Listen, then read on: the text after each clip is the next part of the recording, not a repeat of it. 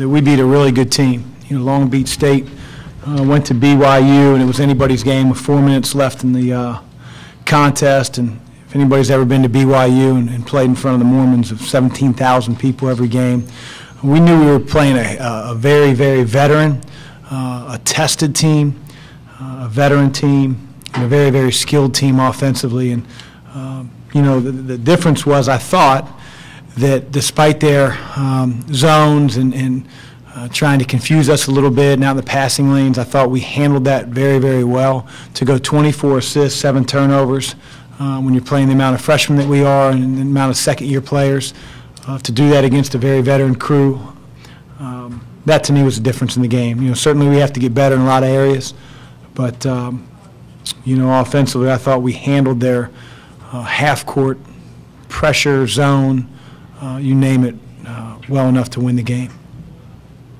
You just talk about the lift Miles and JP gave you, especially there after the second media timeout in the first half. Yeah, those two can shoot it. They're more than shooters.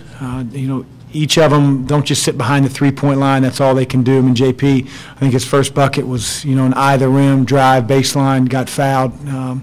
And so he and Miles, are playing with a lot of confidence.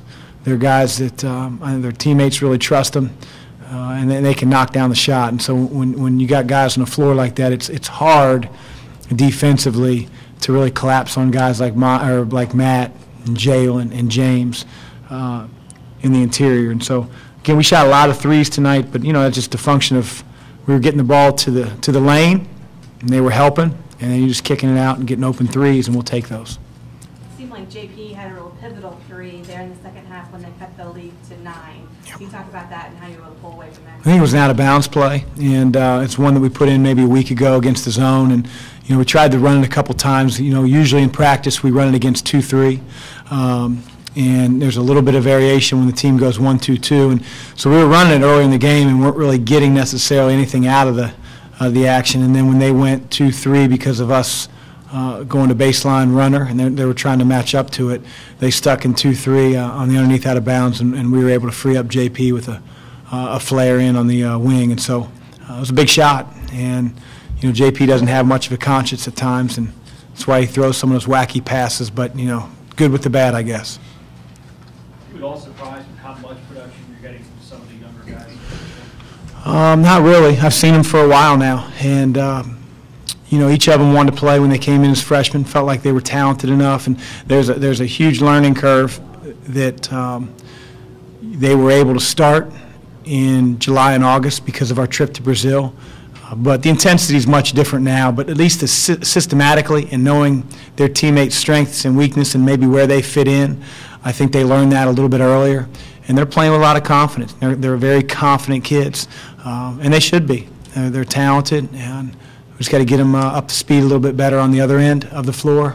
We had some huge challenges on the defensive end tonight with Mike Caffey and Tyler Lamb, and those guys are as good as perimeter players will play all year, but it's a learning experience. You mentioned after the exhibition game against Northwood that you probably wouldn't have to mention a whole lot about the ability of this team to share, that they do it, and said it tonight, but do you have to mess with egos a whole lot, or you have to do a lot of coaching in that standpoint? Well, we have good kids, but everybody has individual goals, and guys want to they go to college to become a really good player, maybe get opportunities beyond college. And so I think from that standpoint, they have to buy into team comes first. It's a heck of a lot more important than maybe what you have to sacrifice individually, which isn't always easy, and especially where each of these guys come from.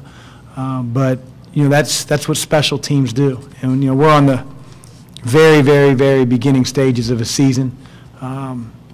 And I'd like to think that if guys come to practice every day with the right attitude, that different nights, different guys will have their time in the sun. And again, at the end of the day, it's all about our team competing, winning, and just believing in one another, and not necessarily what am I getting out of this individually. Jalen showed flashes of what Jalen does with his athleticism, but he also had 4 fouls. Is there any common denominator in those fouls that he's just doing something like elbows or something? Well, Jalen's very competitive, and he's ultra aggressive, and I do think that some of the fouls that he's been called for this year are a little different than they were a year ago. A foul's still a foul. But last year, it was like if a guy maybe caught him in the mouth accidentally, Jalen didn't necessarily take to it well, and, tit for tat. This year, I feel like he's not necessarily making those type of fouls, but if a guy blocks him out, sometimes you have to defer. Sometimes you have to just say, hey, you won. You got me on that play. You blocked me out. And Jalen has to get to that point, because he refuses to feel like he's ever beat.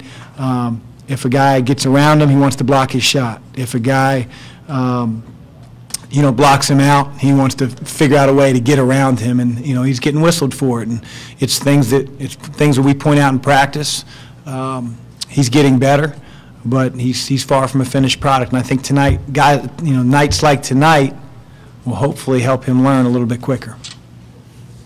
He did a great job, though, last year, if you think about it.